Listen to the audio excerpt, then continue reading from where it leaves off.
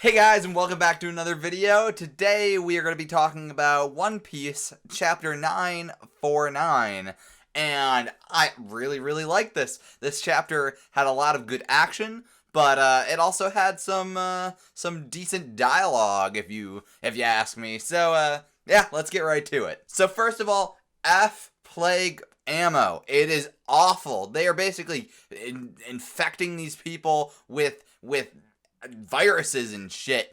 I don't care for that.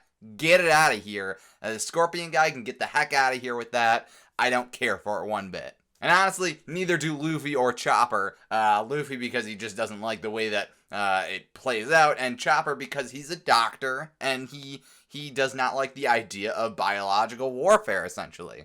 Speaking of those two, I really like them working together. I can't remember the last time that they actually fought together, outside of just being like, oh, all the Straw Hats are fighting or something like that. Usually Chopper gets paired up with like Usopp or Nami because they're like the Freddy cast of the crew, but like it's really cool to see him and Luffy just going at people and like fighting people right together, and it's just really cool. I like them together, and I want to see Chopper and Luffy fight even more together. In addition to that, our Akazaya Samurai, basically Old Man Hyo, Kawamatsu, Kiku, and Raizo, all are super cool. They're all fighting, they're all doing some stuff, and it's just like the whole battle scene, that like every panel is super cool. I really like this battle so far anyways.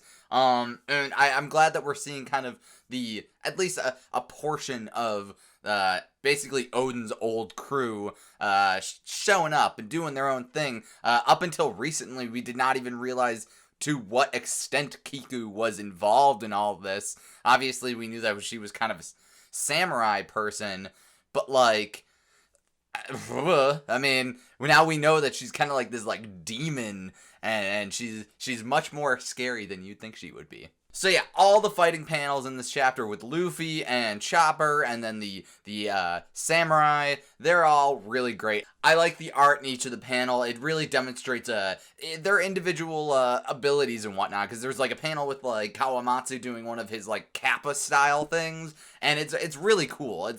Each panel really shows each of the characters in their own light and doing their own thing. So I really like that a lot. It illustrates them very well, and it kind of sets them all apart in their own way. So while all of this is going down, they're all fighting, they're all doing kind of just brawling it out. Raizo ends up throwing the keys to the handcuffs of Kid and Killer, and this is a very brief moment in the chapter. He ends up being like, oh, hey, you're Luffy's friend. Here are the keys. Get yourself out of here and do whatever. And all we see of Kid is him looking just like pissed off. And he clearly, like, I mean, maybe that's just his face in general, but like, he clearly does not like the idea of being recognized as Luffy's friend. And you got Killer on the ground laughing, but I don't know whether that's just like him being a nervous tick kind of thing, or whether he actually thinks that's funny. But yeah, I mean, also he has a smile fruit, so it's like whatever. But I really like that moment, even though I don't care for Kid. I think he is like, I take him as what he is. He is a ruthless pirate that is terrible, who has clawed his way up by just basically killing people, and I don't care for that. I think he's a jerk, and I don't know why Luffy would even care about him. Either way, in the next chapter, he'll probably be handcuffless and be able to do some stuff himself, so things are moving along. Coming back to the battle, we got the Scorpion guy. I'm not going to commit his name to my memory. I don't care enough. But he is shooting up all these prisoners, because obviously he can't hit Luffy or any of the other people because it's just they're all too fast and skilled. So he's shooting up the prisoners and infecting them with the plague, and we learn the name of said plague, or virus, I guess, and it's the mummy, and it's basically because it dries up the body so badly that everything starts burning for them. So it's an interesting little tidbit. They kind of just say it and then move along, but I think it's interesting that there was an actual name to it. Now, we kind of touched a little bit on this in the last chapter or so, but the prisoners are basically kind of pissed that Luffy's even around. They wanted him and the others to leave because they want things just to kind of chill out. They believe that the current state is worse than what was going on before, and to remind you, and Luffy says this too, they were basically slaves prior to him showing up. So what's worse is basically just some like commotion and chaos, but their perception of what good and bad is as far as living conditions is really, really skewed. The fact that they would rather be prisoners living it day in and day out, just kind of like status quo, instead of fighting, is a little depressing, honestly. But you also have to remember that they are prisoners. Some of them have been there for 10 plus, maybe 20 years. So your spirit gets broken after a long time of being told that you're trash. And so there's no real judgment on that, from me anyways. Luffy, on the other hand, sees it a different way. And I agree with him more, I guess. In any event, they're all basically berating him, saying he's an outsider and that he really should just get out of here since he doesn't have any real stake in the whole thing. Obviously, like, Kaido is a super big bad pirate. The rest of them all have to basically stay there because Wano is their home, but him as an outsider, he can leave whenever he wants, right? Luffy's not having any of this, and he basically catches the plague virus on purpose by touching somebody, and he bounds them all up and throws them and starts giving one of the best speeches he's ever probably given. Honestly, okay, so Luffy is an idiot. He's a bit of a nip, if you will. And he's just kind of idiot, just explains him so well. He's goofy, he's dumb, but he gives some very, very good speeches sometimes. And it's just, sometimes he kind of rises above himself, and he gives these, like, awesome speeches. In this chapter, he gives a speech about, like, freedom and living as slaves, and how can living as slaves be better than fighting for your right to basically live free. It's really, really good. And that's something that I think Oda does really well with him, where, like, he could be goofy and, like, kind of stupid or whatever. He could basically just ram through any situation he wants with very minimal amount of thinking. But that being said, he does have a moral compass, and he does have a brain of some kind, and when he uses it, he really, really can, like, give a good speech. And I think that's gonna come into things a little bit more. So, like, he clearly has the, like, straw hat fleet or whatever, whether he wants it or not. But I think he's got a similar situation going on that, like, I guess Naruto has, where it's just, like, he might be dumb and kind of whatever, but, like, he's powerful in his own right. I mean, clearly Luffy is getting stronger every time he does battle, but he's powerful and getting more powerful each and every day. He is super goofy, so people kind of like him and is like, whatever, but he's also just charismatic and, like, very likable in general. So even if you got, like, some problems with him in general, eventually you kind of like, oh yeah, okay, he's Luffy.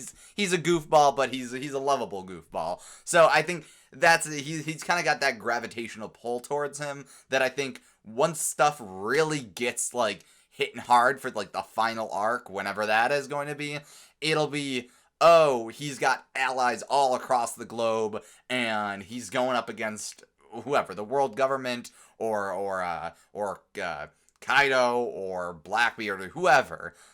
It'll really kind of come to light how many friends and allies that he's accumulated over this entire series, and maybe without even trying, too. So as he's giving his speech and all the prisoners are kind of, like, starting to kind of come over to his side, Babanuki's like, we can't have any of this. There's a big space where I can blast them with this cannonball. It's another one of the plague bullet ammo thingamajiggers, but he's a bigger one. and he's just like, I'm gonna smash them right there. It'll infect a bunch of people, and at the very least, the chaos will cause people to forget about their rebellious mindsets. And just as he's loading up, so he's got his like elephant thing, he puts the cannonball in there, and just as he's about to like blast it out, Luffy appears in front of him, knots up the like end of the trunk, and he blows up. He like straight up blows up. The art that Oda drew makes it look like he got like blasted out. Like, if you ever seen like Mind Blown, I don't know if this is an actual thing, but in my head I'm thinking that it's an actual meme. But like, it's like a mind blown kind of thing where you have like the front of somebody's head and then like the back is blown out. It kind of reminds me of that, only, you know, really, really serious, because a cannonball with a plague virus just blew up inside of Babanuki. So, you know, good for him. But the interesting part about this is that Luffy mentions that he saw a future that didn't quite look super great, so he did something about it. And it really shows that he's like, even if he's not attempting to do it every time, like he was actively training to use this advanced armament haki, but like he's clearly getting better at using the advanced observation haki, unless it's just not bad at all, and he just like, oh, he knows it's Babanuki getting ready to blow something up, and he's using kind of a like play on words kind of thing. I don't know. Either way, I'm getting the idea that maybe he's just like getting better at using the observation haki, the ascended observation haki, where he could see at least a little bit into the future. Maybe that's it, maybe it's not, I don't know. What do you guys think? One thing I also do want to mention about Luffy's speech is that he brings up the idea that he made a promise to Tama, and funny enough, Tama's right there. It's kind of nice to see that things are kind of coming a little full circle to some degree from the beginning of the Wano arc, when he made that promise to make Wano basically beautiful and allow for people to be able to eat and drink every day and not have to worry about starving or being poisoned. So it's kind of nice to see that that's still like a thing in his head that he's thinking about, despite a lot happening so far. So the last bit of the chapter is basically Babanuki getting blown up by his own bomb because Luffy tied his trunk shut. And then the Scorpion guy is like, listen, hey, guys, don't you remember that, like, assaulting, like, jailers, that's, like, really, really bad for you guys. You don't want to, like, get all up in that. And at this point, all of the prisoners have decided they're just gonna rebel. They've got a fire lit underneath them, and they don't care one bit about what anybody says, and they are just gonna go for it. And I think the final panel is Old Man Kyo being like, Luffy did it. We now have an army.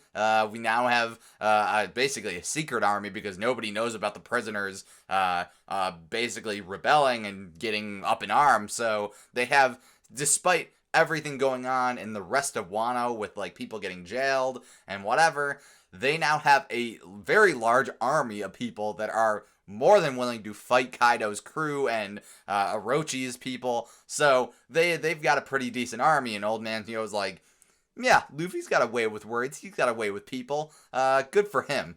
So overall, I really, really like this chapter a lot. I thought it had some good action. I really want to see more of Luffy and Chopper fighting together, because I like that a lot. It's really kind of interesting to see Luffy give a big speech and have it actually make sense and inspire people to fight. And I think one of the most interesting things about this is that we're not going on break next week. I think there was a break last week, so I don't think that they would do it like every other week. Not that that couldn't happen. Either way, I'm excited to see what the next chapter has in store for us. I keep saying that I think that they're going to jump to a different thing. I won't say that this time, but I would not be surprised if they did jump to a completely unrelated thing. I certainly don't think we're going to see Big Mom and Queen anytime soon. I think if they were going to follow them in any way, then they would have just followed them. But I could definitely see us jumping back within the next couple of chapters to Zoro, Sanji, and the rest of the crew fighting in that square, that town square, or whatever happened to them in general. In any event, let me know what you guys think down below in the comment section about this chapter. Did you like it? What do you think of Luffy's speech? Do you think it's in character for him to give a big speech and have it make sense? It probably is. It is. Really, it kind of is. He's a very inspirational person when he wants to be. Either way, let me know what you guys think about this chapter down below in the comment section. And if you like this video, make sure to leave a like. I would greatly appreciate it. And if you want to see more from me, make sure to subscribe and ring the bell. That way you'll get all the notifications when I upload. I will see you guys in another video. Bye-bye.